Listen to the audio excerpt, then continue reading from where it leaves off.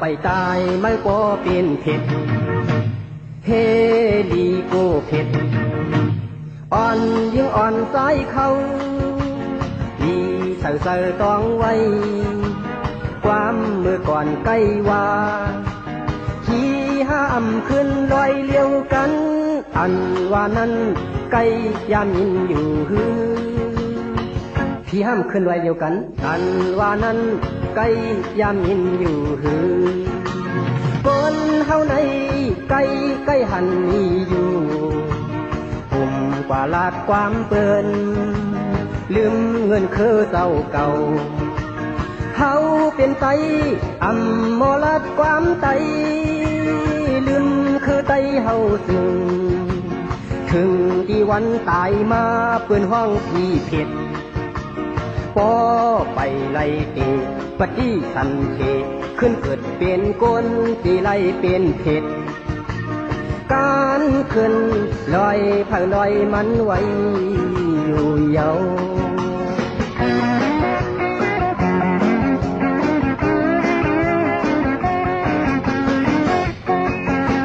คนเฮาในก็ว่าตายกว่าเย้าก็เลยสิที่เลยเป็นผีเผ็ดเทการขึ้นลอยพังลอยมันไว้ยาวกำนั้นเฮาการขึ้นกว่าที่ผีลอยเปิ้นเสาขาย้อนมาติปฏิสันเทเฮาเลยเกิดเป็นก้นดีนายผีเปิ้นลอยเปิ้นนั่นคำว่านักปั๊บหมายเฮาในอ่ำป้าสีถูเป็นไตลงขึ้นกว่าทุกผีไรไตสุลาคำขึ้นยันมาทุกผีไรไตเฮาเกาข้าเป็นเจ็ดทุกข้าพันเจอเนี่ยย้อนมาเกิดเป็นก้นปีไรขาผีเปิ้ลไรไตเฮาคำว่าคือปู่คือนายคืออูคือเมนเราได้เป็นใจกล้วยกำมันกำอ่ำหมอลานปั๊มใจเอาดูเฮาอ่ำจังฮับถามทางมึงมาเกิดเป็นก้นปีไหนขึ้นกว่าฮักเกิดต่างๆล่ะกอบมันลืมความใจย่อกำเลยอ่ำเจ้ากว่าเกิดเป็นก้นปีหลังโลอยู่ครึ่งกลางมันสิตายเปลี่ยนเพียดกล้วยเอาเห็ดอยู่ในป่าเหี่ยวเขียวมันยาวก็มีสามศอกลิ้นมันออกก็มีสามว่ากำลังซาเขียวเมียงจูทูอำดีกูหา